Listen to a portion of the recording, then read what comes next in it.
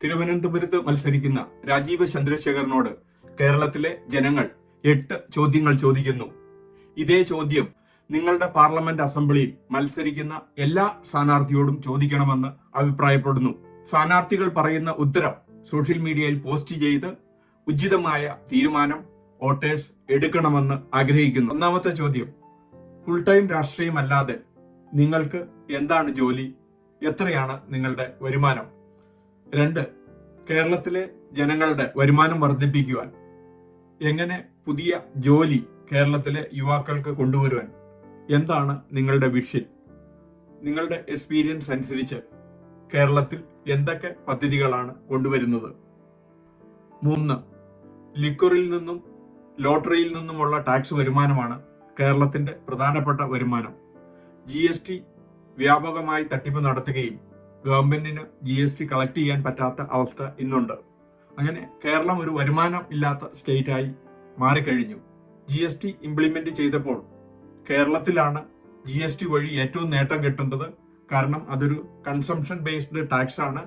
ഏറ്റവും കൂടുതൽ കൺസ്യൂമേഴ്സ് ഉള്ള കേരളത്തിൽ എന്തുകൊണ്ട് അതിന് നേട്ടം കിട്ടുന്നില്ല? കേരളത്തിന് വരുമാനം വർദ്ധിപ്പിക്കുവാനുള്ള മറ്റ് ഐഡിയാസ് എന്തൊക്കെയാണ്? 4. നാട്ടിലൊരു ഊബർ ഓടിക്കുന്ന ഡ്രൈവർക്ക് വരെയും പിന്നെയും ഒരു ജോലി കിട്ടണമെങ്കിൽ കസ്റ്റമേഴ്സിന്റെ റിവ്യൂ കൊടുക്കണം, നല്ല രീതിയിൽ പെരുമാറണം, നന്നായിട്ട് സേവനം കൊടുക്കണം. പക്ഷെ സർക്കാർ ഉദ്യോഗം കിട്ടിയ ഒരു IAS കാരൻ തൊട്ട് ലാസ്റ്റ് ഗ്രേഡ് ഉദ്യോഗസ്ഥന് വരെയും ഒരിക്കലും കസ്റ്റമേഴ്സിന് സേവനം കൊടുക്കണ്ട. കാരണം ജനങ്ങൾക്ക് റിവ്യൂ ചെയ്യാനുള്ള അവസരമില്ല. ടെക്നോളജിയിൽ എക്സ്പീരിയൻസ് ഉള്ള നിങ്ങൾക്ക്, സാധാരണ ജനങ്ങൾക്ക് സർക്കാർ ഉദ്യോഗസ്ഥരുടെ സേവനം റിവ്യൂ ചെയ്യാനുള്ള അവസരം കൊടുക്കുകയും സർവീസ് മോശമാണെങ്കിൽ ജനങ്ങൾക്ക് ആ ഉദ്യോഗസ്ഥനെ മാറ്റാനുള്ള അവകാശം കൊടുക്കുമോ? 5. സ്റ്റാർട്ടപ്പിന് വേണ്ടി കേരളത്തിൽ എന്താണ് നിങ്ങളുടെ പ്രത്യേക package? Gift city model international finance centre കേരളത്തിൽ തുടങ്ങുമോ? മുദ്ര ലോൺ പോലെ തന്നെ സ്റ്റാർട്ടപ്പിന് വേണ്ടി ഇൻട്രസ്റ്റ് ഫ്രീ സബ്സിഡി ലോൺ കൊടുക്കുമോ? മറ്റ് ഇൻഫ്രാസ്ട്രക്ചർ ഫെസിലിറ്റീസ് കൊടുക്കുമോ? സ്കിൽ ട്രെയിനിങ്സ് കൊടുക്കുമോ? ഇന്റർനാഷണൽ ബിസിനസ്സുമായിട്ട് കോമ്പീറ്റ് ചെയ്യുവാനുള്ള സപ്പോർട്ട് കൊടുക്കുമോ? കേരളത്തെ ഒരു സ്റ്റാർട്ടപ്പ് ഹബ്ബാക്കി മാറ്റുകയും വിദേശ ജോലികൾ കേരളത്തിൽ ഇരുന്ന് ചെയ്യുവാനുള്ള സ്കിൽ സെന്ററാക്കി മാറ്റുമോ? പ്രത്യേകിച്ച് പ്രവാസികൾ, വിദേശ രാജ്യങ്ങളിൽ നിന്നുള്ളവർ വന്ന് ബിസിനസ് ചെയ്യുമ്പോൾ എന്തെങ്കിലും ടാക്സ് ഹോളിഡേ പാക്കേജ് കൊടുക്കുമോ? കാരണം ഇതുവഴി പ്രവാസികൾക്കും വിദേശത്തുള്ളവർക്കും കേരളത്തിൽ വന്ന് വർക്കിംഗ് ഹോളിഡേ ബേസിൽ ഇവിടെ വർക്ക് ചെയ്യുകയും ആ ടാക്സ് ബെനിഫിറ്റ് കൊണ്ട് കേരളത്തിൽ മറ്റ് തൊഴിലുകൾ സൃഷ്ടിക്കപ്പെടുന്നു. ഇങ്ങനെ ഏതെങ്കിലും ആശയമുണ്ടോ? ശ്രീമാൻ നരേന്ദ്രമോദിയുടെ സ്വപ്നമായ ഒരു ബിഗ് അക്കൗണ്ടിംഗ് ഫേം ഇന്ത്യയിൽ നിന്ന് തുടങ്ങുവാനുള്ള ഇനിഷ്യേറ്റീവ് എടുക്കുമോ? കേരളത്തിലെ സ്മോൾ ബിസിനസിനും സ്റ്റാർട്ടപ്പിനും കുറഞ്ഞ പലിശയ്ക്ക് ലോൺ കിട്ടുന്നതിന് പകരം കേരളത്തിലെ പൊതുമേഖലാ സ്ഥാപനങ്ങൾ കൺസോർഷ്യം വഴി വലിയ ലോണുകൾ സ്വർണ്ണ പണയ കമ്പനികൾക്കും മറ്റ് വലിയ ബിസിനസ്സുകൾക്കും കോടിക്കണക്കിന് രൂപയ്ക്ക് ലോൺ കൊടുക്കുന്നു. ഇത് എത്രയെന്ന് പൊതുജനങ്ങളെ ഒന്ന് അറിയിക്കുമോ? ഇങ്ങനെ 8%-നും 9%-നും എടുക്കുന്ന ലോണ് സ്വർണ്ണ പണയ കമ്പനികൾ 30%-ന് കേരളത്തിലെ പാവപ്പെട്ട ജനങ്ങൾക്ക് മറച്ചു വിൽക്കുന്നു. ഇത് ഒഴിവാക്കാനായിട്ട് എന്തെങ്കിലും മാർഗമുണ്ടോ? കേരളത്തിലെ സ്മോൾ ബിസിനസിനും സാധാരണക്കാർക്കും കുറഞ്ഞ പലിശയ്ക്ക് സ്വർണ്ണ പണയവും മറ്റും കിട്ടുവാനുള്ള എന്തെങ്കിലും പദ്ധതിയുണ്ടോ? ഇത് തടയുന്നത് വഴി കേരളത്തിലെ സ്റ്റാർട്ടപ്പിനും ബിസിനസിനും വളരെയധികം ഗുണം ചെയ്യും. കോസ്റ്റ് ഓഫ് ക്യാപിറ്റൽ എന്ന് പറയുന്നത് 8%-ന് കിട്ടേണ്ടത് ഇപ്പോൾ 30% കൊടുക്കേണ്ടി വരുന്ന അവസ്ഥ സാധാരണക്കാരനെ വലയ്ക്കുന്ന രീതിയാണ്. ഇങ്ങനെ പൊതുമേഖലാ ബാങ്കുകൾ കൊടുക്കേണ്ട ലോണുകൾ ഏജന്റ് വഴി മറിച്ചു വിൽക്കുന്ന ഈ സമ്പ്രദായം നിർത്തിയാൽ കേരളം രക്ഷപ്പെടും. ഇങ്ങനെ 8% പലിശയ്ക്ക് കിട്ടേണ്ട സ്മോൾ ബിസിനസ് ലോണും സാധാരണ ഗോൾഡ് ലോണും 30% കൊടുക്കേണ്ടി വരുന്ന അവസ്ഥ മാറ്റിക്കൊടുക്കാൻ പറ്റുമോ? 7ാമത്തെ ചോദ്യം, നിങ്ങളും ഒരു ചാനലിന്റെ ഉടമയാണെന്നറിഞ്ഞു.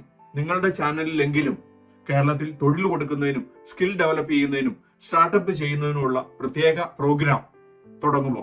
ഇപ്പോൾ കാണുന്നത് 24 മണിക്കൂറും കേരളത്തെ ത്രില്ലടിപ്പിക്കുന്ന ക്രൈം ന്യൂസുകളും പൊളിറ്റിക്കൽ ന്യൂസുകളും ജനങ്ങൾക്ക് യാതൊരു ഉപകാരവുമില്ലാത്ത ന്യൂസുകൾ ജനങ്ങളെ നിർബന്ധിച്ച് കാണുന്ന സിസ്റ്റം നിയമം മൂലം മാറ്റുമോ? 8ാമത്തെ ചോദ്യം, ഉയർന്ന ചിന്താഗതിയും മൂഞ്ചിയ ജീവിതവും മൂഞ്ചിയ വർക്ക് കൾച്ചറും മാറ്റിത്തരുമോ? സ്വന്തമായി 500 രൂപ സമ്പാദിക്കുന്നതിന് പകരം അമേരിക്കയിൽ ട്രംപിനെ വിജയിപ്പിക്കാതിരിക്കുവാൻ കേരളത്തിൽ നിന്ന് ചെറുപ്പക്കാർ ആവേശം കൊള്ളുന്നതായി കാണുന്നു. ഈ അവസ്ഥ മാറ്റി ചെറുപ്പക്കാരെ സ്കിൽ ഡെവലപ്മെന്റിലൂടെ വിദേശ ജോലികളും നല്ല വരുമാനം സൃഷ്ടിക്കുന്നവരാക്കി മാറ്റുവാൻ എന്തെങ്കിലും പദ്ധതിയുണ്ടോ?